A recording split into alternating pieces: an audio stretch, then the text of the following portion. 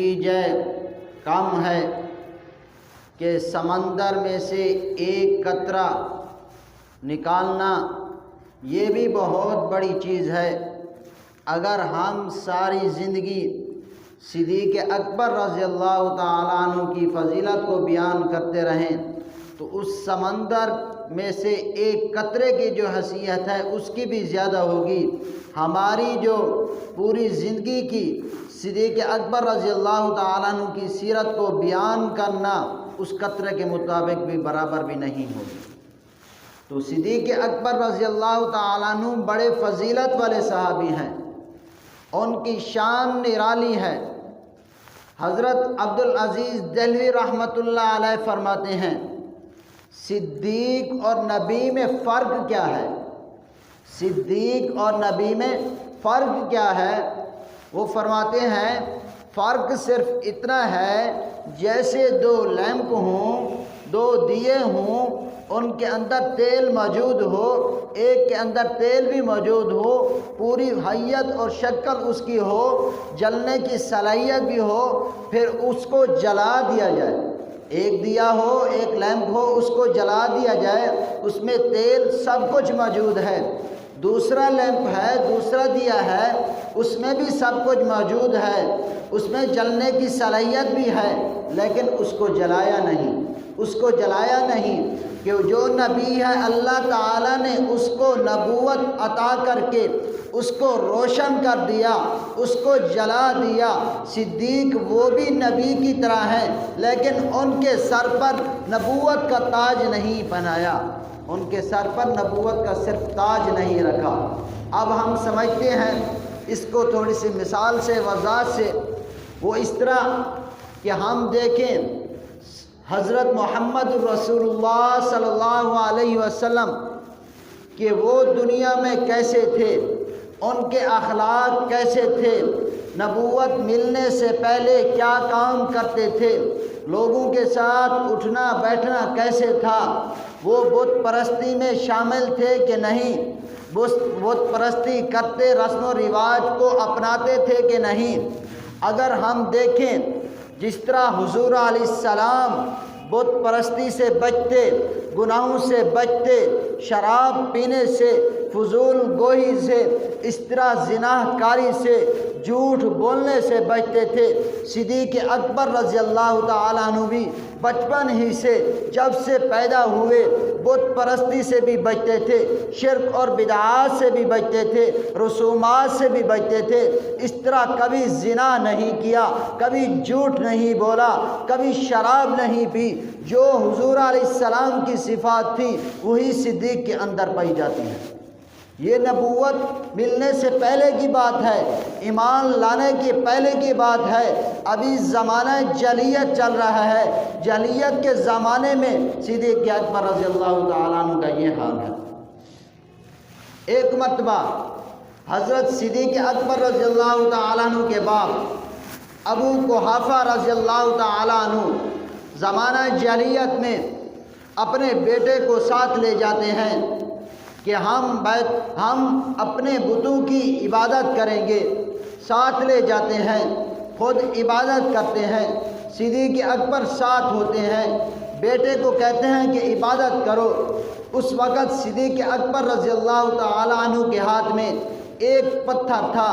باپ نے کہا بیٹا یہ پتھر پھینک دو، اس کو کہیں رکھ دو، لیکن بچے کی عادت ہوتی ہے ایک کام کر لے، جو چیز اٹھا لے اس میں ضد کرتا ہے، کہنا نہیں مانتا۔ صدیق اکبر نے بھی وہ پتھر نہیں رکھا۔ باپ نے کہا چلو رکھنا نہیں، پھینکنا نہیں تو اپنی جیب میں ڈال لو، لیکن وہ پتھر بڑا تھا، جیب چھوٹی تھی، اندر نہیں آ سکتا تھا۔ اس وجہ سے صدیق اکبر رضی اللہ تعالیٰ نے سوچا چلو میں پیچھے چھپا دیتا ہوں۔ اب صدیق اکبر رضی اللہ تعالیٰ عنہ کے باپ کہتے ہیں اب عبادت کرو، عبادت نہیں کر رہے۔ باپ کہتے ہیں مجھ سے شرما رہے ہو تو چلو میں باہر چلا جاتا ہوں، اس وجہ سے تم اس بت کی عبادت کر لو، اس کو سجدہ کر لو۔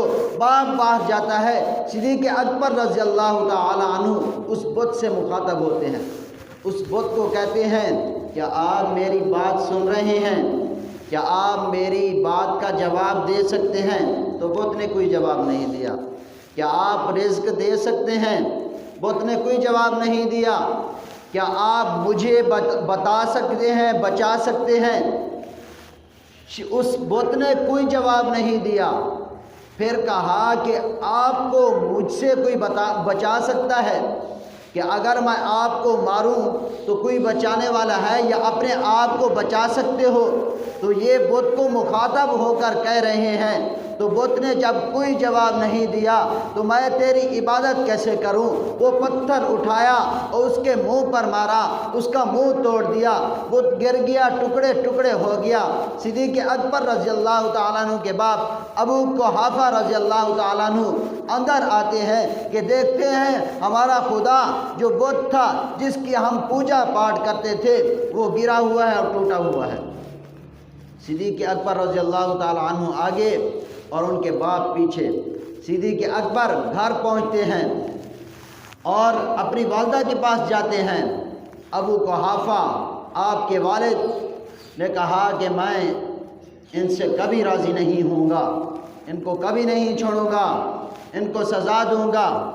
ان کی والدہ کہتی ہے ام سلمہ رضی اللہ تعالی عنہ، وہ فرماتی ہیں کہ یہ اس بچے کو چھوڑ دو، اس کا کوئی قصور نہیں ہے، اس کی کوئی غلطی نہیں ہے، یہ تو بچہ بڑی عالی شان والا ہے، نرالی شان والا ہے، اس کو چھوڑ دو۔ وہ فرماتی ہیں کہ جب یہ میرے پیٹ میں تھا، ابھی میری کوکھ کے اندر تھا، کہ جب میں بت پرستی کے لیے سجدہ کرنے کے لیے نیچے جھکتی تھی، اپنا ماتھا ٹیکنے کے لیے بت کو سجدہ کرنے کے لیے نیچے جھکتی تھی، تو مجھے ایسے درد محسوس ہوتا جیسے کہ صدیق اکبر یہ بچہ مجھے میرے پیٹ میں ٹانگیں مار رہا ہو، مجھے تکلیف ہوتی تھی۔ میں نے اس کی جب یہ میرے پیٹ میں تھا اس وقت میں نے بت کو کوئی سجدہ نہیں کیا۔ صدیق اکبر کی وجہ سے ان کی والدہ نے بھی شرک والا کام نہیں کیا، بت کو سجدہ نہیں کیا۔ یہ صدیق اکبر رضی اللہ تعالیٰ عنہ کی شان ہے۔ اور پھر آگے فرماتی ہیں جب یہ بچہ پیدا ہونے لگا، صدیق اکبر پیدا ہونے لگے، فرماتی ہیں کہ ایک آواز آئی، امات اللہ، اللہ تعالیٰ کی بندی، یہ جو بچہ ہے اس کے ایک لقب عتیق ہوگا، اس کا ایک لقب صدیق ہوگا اور ایک لقب رفیق ہوگا۔ یہ عتیق بھی ہے، صدیق بھی ہے، اور آخر میں آنے والے نبی محمد الرسول اللہ، تمام انبیاء علیہ السلام کے سردار کا یہ رفیق ہوگا، یہ دوست ہوگا، یہ نائب ہوگا، یہ خلیفہ ہوگا۔ تو یہ تمام باتیں، یہ تین باتیں اس آواز دینے والے نے بتائی۔ فرماتی ہیں میں حیران ہو گئی، اس دن سے میں سمجھ گئی یہ بچہ بڑی شان والا، عالی شان، نرالی شان والا ہے، اس کا مقابلہ کوئی نہیں کر سکتا، اس وجہ سے اس کا کوئی قصور نہیں ہے، اس کو چھوڑ دو۔ ایک مرتبہ ایک اور واقعہ ہے، فرماتے ہیں کہ میں یمن میں تجارت کرنے کے لیے گیا، تجارت کرنے کی غرض سے، تاجر تھے، ایماندار سچے تاجر تھے، بہت بڑی تجارت کا کام کرتے تھے، نفع کا سودا کرتے تھے، سچ بولتے تھے، ہر ایک پسند کرتا تھا، بڑے بڑے ملکوں کا سفر کرتے تھے، مکہ میں، مدینہ میں، طائف میں، ہر ایک طرف جاتے تھے تجارت کی غرض سے۔ یمن میں بھی تجارت کی غرض سے جانا ہوا۔ وہاں کے لوگوں نے کہا اے اللہ تعالیٰ کے بندے، اے اللہ کے بندے، یہاں ایک بزرگ رہتے ہیں، اللہ تعالیٰ کے بندے ہیں، وہ تورات کے بھی عالم ہیں، زبور کے بھی عالم ہیں اور انجیل کے بھی حافظ ہیں، ان کو سب کچھ آتا ہے۔ کہتی ہیں کہ وہ جو اس سے دعا کرواتا ہے، جو اس کی زیارت کر لیتا ہے، اس کی تمام مصیبتیں پریشانیاں حل ہو جاتی ہیں۔ آپ بھی چلے جائیں، ان سے دعا کرا لیں، ان کی زیارت کر لیں، اللہ تعالیٰ کے نیک بندے ہیں۔ صدیق اکبر رضی اللہ تعالیٰ عنہ چل پڑتے ہیں، اس کے پاس جاتے ہیں، وہ ایک بوڑھا انسان ہوتا ہے، بوڑھا شخص ہوتا ہے، اتنا بوڑھا ہو چکا، اس کی آنکھیں بند ہو چکی تھیں، جب وہ دیکھتا اپنی پلکیں اٹھا کر دیکھتا تھا، اس وقت اس کی عمر 391 سال ہو چکی تھی، 391 سال اس کی عمر ہو چکی تھی۔ صدیق اکبر نے رضی اللہ تعالیٰ عنہ نے کہا السلام علیکم ورحمۃ اللہ، تو اس نے کہا وعلیکم السلام ورحمۃ اللہ۔ جب سلام کی آواز سنی، جواب دیا، تو آنکھ کا پردہ اٹھا کر یہ پردہ اٹھا کر دیکھتے ہیں کہ صدیق اکبر ہیں۔ وہ سمجھ گئے یہ وہی صدیق ہے جس کا ذکر تورات میں ہے، انجیل میں ہے، زبور میں ہے، جس کی میں انتظار میں تھا۔ وہ آ گیا تو کہتے ہیں بچہ بیٹے میرے پاس آ جاؤ۔ جب پاس آتے ہیں اپنے گلے سے لگاتے ہیں، گلے سے لگا کر ماتھا چومتے ہیں، منہ چومتے ہیں، بڑا پیار دیتے ہیں۔ صدیق اکبر رضی اللہ تعالیٰ عنہ بڑے پریشان اور حیران، فرماتے ہیں میں حیران ہو گیا، یہ کیا ماجرا ہے، یہ بزرگ، یہ اللہ کے بندے یہ مجھے کیوں چوم رہے ہیں، کیا وجہ ہو سکتی ہے؟ تو اس وقت صدیق اکبر رضی اللہ تعالیٰ عنہ ان سے پوچھتے ہیں یہ آپ کا رونا کیسا؟ خوشی کی وجہ سے بھی رونا آ جاتا ہے، وہ خوش بھی ہو رہا ہے، پیار بھی کر رہا ہے، چوم بھی رہا ہے، رو بھی رہا ہے۔ صدیق اکبر جب پوچھتے ہیں کیا وجہ ہے، تو وہ انسان جس کی عمر 391 سال، وہ کہتا ہے کہ میں تورات، زبور، انجیل کا بڑا عالم ہوں، مجھے ایک ایک سطر یاد ہے۔ اس نے بتایا گیا، اللہ تعالیٰ نے بتایا کہ آخر میں ایک نبی آنے والے ہیں کہ اس کا ایک رفیق ہوگا، تو میں نے اللہ تعالیٰ سے دعا کی یا اللہ میری اتنی بڑی لمبی عمر کر دے تاکہ میں اس آخر الزمان نبی پر، محمد الرسول اللہ صلی اللہ علیہ وسلم پر ایمان لا سکوں۔ اگر میری قسمت میں، میرے نصیب میں، میرے حصے میں ایمان لانا نہیں ہے، میری قسمت میں ایمان قبول کرنا نہیں ہے، تو پھر اس کا جو یار، رفیق اور دوست ہوگا، جو اس پر سب سے پہلے ایمان لانے والا ہوگا، اس کی زیارت مجھے کرا دے۔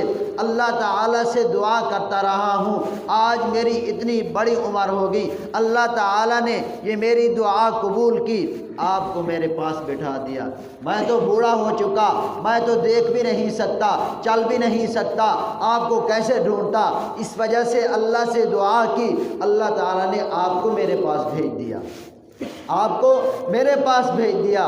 تو اس وقت اس بزرگ نے آپ کو نصیحت کی، حضرت ابو بکر صدیق رضی اللہ تعالیٰ عنہ کو نصیحت کرتے ہیں۔ نصیحت کیا کی؟ بیٹا آخری نبی آنے والے ہیں، آپ ان پر ایمان لے آئیں، آپ ان کا ساتھ دیں، ہر وقت اس کے ساتھ رہیں۔ تو صدیق اکبر رضی اللہ تعالیٰ عنہ بچپن سے لے کر حضور علیہ السلام کی وفات تک آپ صلی اللہ علیہ وسلم کے ساتھ رہے، ہر حال میں ساتھ رہے، غمی میں بھی، خوشی میں بھی۔ اکثر طور پر انسان کے دوست ایسے ہوتے ہیں کہ خوشی میں ساتھ دیتے ہیں، غمی میں کوئی شریک نہیں ہوتا، پریشانی کے وقت کوئی شریک نہیں ہوتا۔ لیکن ایک صدیق ہیں جو ہر وقت حضور علیہ السلام کے ساتھ کھڑے ہوئے ہیں۔ ایک اور واقعہ یاد آیا حضور علیہ السلام پر ایمان لانے کا، اور یہ ہے کہ صدیق اکبر رضی اللہ تعالی عنہ فرماتے ہیں ایک دن مجھے خواب آیا، خواب میں دیکھتا ہوں ایک چاند ہے، اس کے ٹکڑے ہو گئے، وہ میری جھولی میں گر گیا۔ میں ایک راہب کے پاس جاتا ہوں، ایک پادری جس کو آج پادری کہتے ہیں، عیسائی عالم تھا، اس کے پاس گیا، اس کو کہا اس طرح کا مجھے خواب آیا، تو اس نے بھی یہی بتایا ایک آخری نبی آنے والا ہے، اس پر آپ ایمان لے آئیں گے۔ تو صدیق اکبر رضی اللہ تعالیٰ عنہ واپس آتے ہیں، حضور علیہ السلام نے ادھر نبوت کا اعلان کیا، آپ پر ایمان لے آئے۔ آپ کی تابع داری کے لیے اپنا اعلان کیا، قبیلے والوں میں اعلان کیا میں مسلمان ہو چکا ہوں، حضور علیہ السلام کے ساتھ جو بھی برائی کرے گا وہ میرے ساتھ ٹکرائے گا، اس وجہ سے اب سنبھل کے بات کرنا۔ صدیق اکبر رضی اللہ تعالیٰ عنہ نے جب ایمان کا اعلان کر دیا تو پھر پوچھتے ہیں یا رسول اللہ صلی اللہ علیہ وسلم، اگر آپ واقعی اللہ کے نبی ہیں تو آپ کوئی دلیل دیں گے۔ صدیق اکبر نے کوئی دلیل اس وجہ سے نہیں مانگی کہ ان کو یقین نہیں تھا، یقین تو آ چکا تھا، لیکن دل کے اطمینان کے لیے، جس طرح قرآن کے اندر ہے کہ ابراہیم علیہ السلام نے بھی اللہ تعالی سے دل کے اطمینان کے لیے، تاکہ دل مطمئن ہو جائے، آنکھوں سے دیکھ لوں، کہ کہا تھا کہ آپ مردہ کو زندہ کیسے کریں گے؟ تو اللہ تعالیٰ نے کہا یہ 4 پرندے پکڑو اور ان کو ذبح کرو، پہاڑ پر رکھو، ان کا گوشت رلا ملا دو، سب کچھ کر دو، پھر کہ اللہ تعالیٰ سے دعا کرو، یہ دیکھو پھر کیسے اڑتے ہیں۔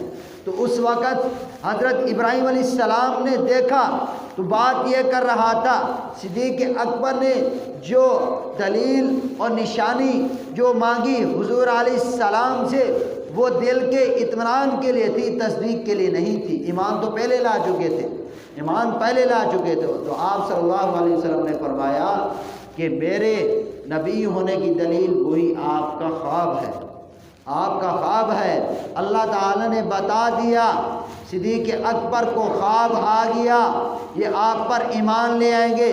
جس طرح کوئی نبی اپنی اختیار سے، اپنی محنت سے، کوئی انسان اپنی محنت اور عبادت سے نبی نہیں بن سکتا، اس طرح کوئی انسان اپنی محنت سے اور عبادت کر کے کوئی صدیق بھی نہیں بن سکتا۔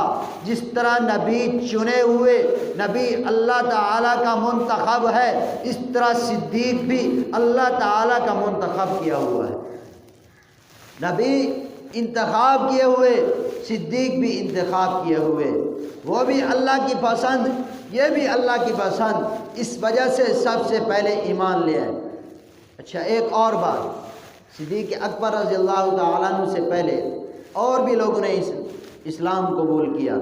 سب سے پہلے حضرت خدیجہ رضی اللہ تعالیٰ عنہ اسلام لے آئیں کہ ان کا تذکرہ کم ہوتا ہے، اور پھر حضرت علی رضی اللہ تعالیٰ عنہ اسلام لے آئے، پھر آپ کے غلام زید، آپ کے متمنا بیٹے، وہ ایمان لے آئے۔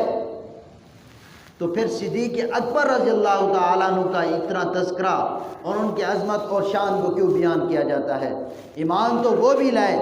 اس وجہ سے علماء نے نقطہ نکالا، حضرت خدیجہ رضی اللہ تعالیٰ عنہ کا ایمان لانا باعث ثواب تو ہے، باعث کمال نہیں ہے۔ حضرت علی رضی اللہ تعالیٰ عنہ کا ایمان لانا باعث ثواب تو ہے اور باعث کمال نہیں ہے، اور اسی طرح حضرت زید رضی اللہ تعالیٰ عنہ کا ایمان لانا باعث ثواب تو ہے، کمال نہیں ہے۔ اس وجہ سے حضرت خدیجہ رضی اللہ تعالیٰ عنہ آپ کی بیوی ہیں، اگر خامد کی نہ مانتی تو پھر کس کی مانتی؟ اس وجہ سے عورت کو لازم ہوتا ہے وہ خامد کی فرما برداری کرے۔ حضور علیہ السلام نے نبوت کا اعلان کیا تو آپ کی بیوی ایمان لے آئی، کمال کی کوئی بات نہیں ہے، ثواب ملے گا، ان کو جزا ملے گی، بدلہ ملے گا، جنت میں ضرور جائیں گی، لیکن ان کا کوئی کمال نہیں ہے۔ اور اسی طرح حضرت علی رضی اللہ تعالیٰ عنہ اس وقت چھوٹے تھے، آپ کی نیابت میں تھے، آپ اس کا خرچہ برداشت کرتے تھے، کھانا کھلانا، کپڑے پہنانا، سب کچھ آپ علیہ السلام کی ذمہ داری تھی۔ تو آپ حضرت علی رضی اللہ تعالیٰ عنہ اپنے بڑے کی نہ کہتے، بڑے کی نہ مانتے تو پھر کس کی مانتے؟ اس وجہ سے، نیابت کی وجہ سے، احسان کی وجہ سے حضرت علی رضی اللہ تعالیٰ عنہ ایمان لے آئے۔ اور آخر میں حضرت زید رضی اللہ تعالیٰ عنہ وہ آپ کے غلام ہیں، اگر غلام اپنے آقا کی، اپنے سردار کی بات نہیں مانے گا تو پھر کس کی مانے گا؟ لیکن ایک واحد صدیق ہیں جو آزاد ہیں، حضرت خدیجہ کی طرح بھی نہیں ہے، حضرت علی کی طرح بھی نہیں ہے کہ وہ حضور علیہ السلام کے احسان مند ہوں، اور اس طرح حضرت زید کی طرح بھی نہیں ہے کہ آپ کے غلام ہوں، بلکہ صدیق آزاد ہے، ان کو اختیار تھا ایمان لائیں یا نہ لیں۔ اس وجہ سے حضرت صدیق اکبر رضی اللہ تعالیٰ عنہ کا ایمان لانا باعث کمال بھی ہے، باعث ثواب بھی ہے۔ یہ ہوتی ہے کمال کی بات، اپنے اختیار سے ایمان لے آئے، اپنے اختیار سے ایمان لے آئے، اور یہ کمال کی بات ہے۔ ان کا ایمان لانا بہتر ہے، اچھی بات ہے، سب سے پہلے ہے، لیکن ان کا ایمان لانا باعث ثواب ہے، باعث کمال نہیں ہے۔ تو آگے چلیے، صدیق اکبر رضی اللہ تعالیٰ عنہ کا نام عبداللہ، کنیت ابی بکر، بعد میں آپ کا نام مشہور ہو گیا۔ بکر آپ کے بیٹے کا نام ہے، عبد الرحمن بھی آپ کے بیٹے کا نام ہے، ابی بکر بھی آپ کے بیٹے کا نام ہے۔ بکر کا معنی پہل کرنا، ابو کا معنی والا بھی ہوتا ہے، ابو کا معنی باپ بھی ہوتا ہے۔ ابو کا معنی ایک ہوتا ہے باپ، جس کو ہم کہتے ہیں ابو کا معنی ابو باپ، اور اس طرح ابو کا معنی والا بھی ہوتا ہے۔ آپ مثال سے سمجھتے ہیں کہ حضرت ابو ہریرہ رضی اللہ تعالیٰ عنہ، ان کا نام اور ہے لیکن کنیت ابو ہریرہ، یعنی بلیوں والے۔ اور اس طرح حضرت علی رضی اللہ تعالیٰ عنہ کو آپ صلی اللہ علیہ وسلم نے فرمایا مٹی پہ لیٹے ہوئے ہیں، زمین پر لیٹے ہوئے ہیں، تو آپ صلی اللہ علیہ وسلم نے فرمایا قم یا ابت تراب، اے مٹی والے کھڑے ہو جاؤ۔ تو یہاں ابو کا معنی والا ہوا، ابو ہریرہ میں بھی ابو کا معنی والا ہوا، بلیوں والے، وہاں مٹی والے، تو یہاں صدیق میں ابو بکر میں ابو کا معنی بھی والا ہوا۔ بکر کا معنی پہل کرنے کے آتا ہے، پہل کرنا، اور بکر کہتے ہیں با کاف را، یہ تین لفظ جب جمع ہو جائے اس کا معنی پہلے نمبر پر آنا، آگے جانا، پہلی پوزیشن حاصل کرنا، اور اس طرح جو سب سے پہلے پھل آتا ہے، موسم کا جو بھی پھل ہو اس کو بکر کہا جاتا ہے۔ اس طرح جو بھی معنی ہوگا بکر کے معنی کے، با کاف را کے، اس کا معنی پہل کے ہوگا۔ ابو بکر کا معنی ہی یہی ہے، پہل کرنے والا۔ ابو بکر کا معنی یہی ہے کہ پہل کرنے والا۔ تو اس وجہ سے اسلام بھی سب سے پہلے لے آئے، اسلام بھی سب سے پہلے لے آئے۔ آگے چلیے، صدیق اکبر رضی اللہ تعالیٰ عنہ ہر وقت آپ علیہ السلام کے ساتھ رہے، ہر وقت آپ کے ساتھ رہے، حضور علیہ السلام کے ساتھ رہے۔ جو حضور علیہ السلام کو تکلیف پہنچاتا اس کے ساتھ لڑتے، اس کا مقابلہ کرتے۔ ہر جنگ میں، احد میں، بدر میں، جو بھی غزوات ہیں ان تمام غزوات میں آپ علیہ السلام کے ساتھ رہے۔ حضرت علی مرتضیٰ رضی اللہ تعالی عنہ منبر پر جمعہ کا خطبہ دے رہے ہیں۔ کسی نے پوچھا آپ رضی اللہ تعالیٰ عنہ سے، آپ رضی اللہ تعالیٰ عنہ نے لوگوں سے پوچھا سب سے بہادر انسان کون ہے؟ تو لوگوں نے کہا آپ بہادر ہیں کیونکہ آپ نے خیبر کے قلعے کو فتح کیا، اس وجہ سے آپ سب سے بہادر ہیں، آپ شجاعت والے ہیں۔ پھر کسی نے کہا حضرت عمر رضی اللہ تعالیٰ عنہ شجاعت والے ہیں، لیکن حضرت علی مرتضیٰ رضی اللہ تعالیٰ عنہ فرماتے ہیں اللہ کی قسم میں اسٹیج پر منبر پر بیٹھ کر اللہ کی قسم کھا کر کہتا ہوں سب سے بڑے بہادر دلیر شجاعت والے حضرت ابو بکر صدیق رضی اللہ تعالیٰ عنہ، حضرت ابو بکر صدیق رضی اللہ تعالیٰ عنہ حضرت علی سے بھی، حضرت عمر رضی اللہ تعالیٰ عنہ سے بھی زیادہ بہادر تھے۔ پھر فرماتے ہیں غزوہ بدر کے موقع پر کہ آپ صلی اللہ علیہ وسلم کے لیے ایک چھپر بنایا گیا، چھوٹا سا حجرہ تیار کیا گیا تاکہ تھوڑا سا سکون حاصل کر لیں کہ جنگ کا موقع تھا، اس وجہ سے کوئی بڑا انتظام نہیں کیا۔ ایک پڑاؤ کرنے کے لیے آپ علیہ السلام کے لیے ایک چھپر سا تیار کیا گیا۔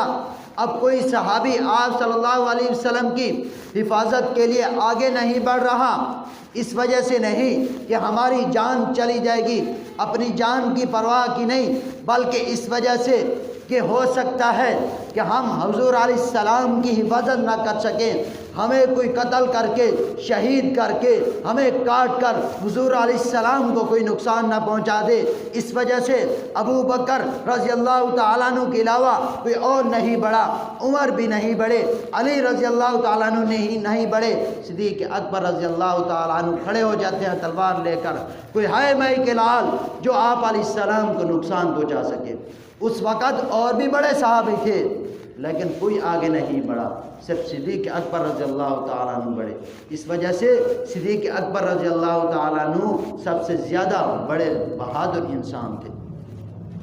آگے چلیے کہ صدیق اکبر رضی اللہ تعالیٰ عنہ کہ امامت کے مستحق ہیں، خلافت کے مستحق ہے کہ نہیں، یہ بہت بڑی بات ہے کہ جس طرح صدیق سب سے پہلے ایمان لے آنے والے، اس طرح سب سے پہلے خلیفہ بھی صدیق اکبر رضی اللہ تعالیٰ عنہ ہیں، اور دوسرے خلیفہ عمر، تیسرے عثمان، چوتھے علی۔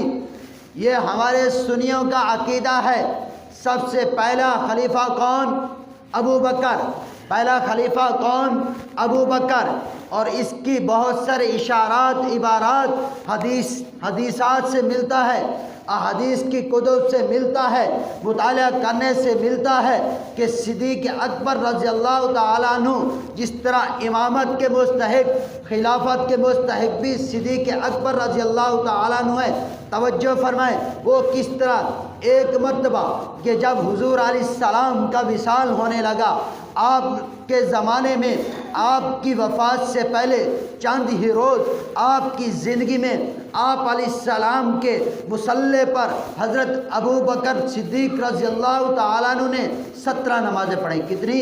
17 نمازیں صدیق اکبر نے آپ کی زندگی میں آپ کے مصلی پر پڑھیں۔ تو جو دین میں امامت میں آپ کی نیابت کرے، حضور علیہ السلام کی نیابت، خلیفہ کسے کہتے ہیں؟ نائب، کہ ہم ایک سردار ہے، وہ کہیں جاتا ہے تو اپنا نائب مقرر کرتا ہے، تو حضور علیہ السلام کا نائب اور خلیفہ کون پہلا؟ صدیق اکبر، کیونکہ علم نبوت کا عکس تھا۔ جس طرح ہم اپنا چہرہ شیشے میں دیکھتے ہیں، آئینے میں دیکھتے ہیں تو ہمیں اپنی شکل نظر آتی ہے، اگر حضور علیہ السلام کی تصویر، حضور علیہ السلام کے نقش قدم کو دیکھنا ہے، حضور علیہ السلام کے بول چال کو دیکھنا ہے تو وہ صدیق اکبر کو دیکھ لیں۔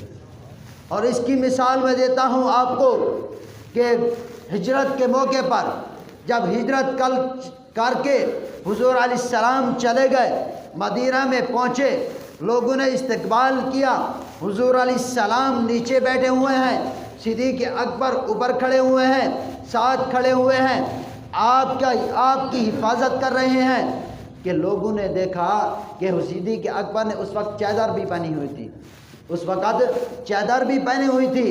لوگوں نے کہا شاید نبی یہ ہیں جنہوں نے چادر پہنی ہوئی، تو لوگ صدیق اکبر کو ملنے لگے۔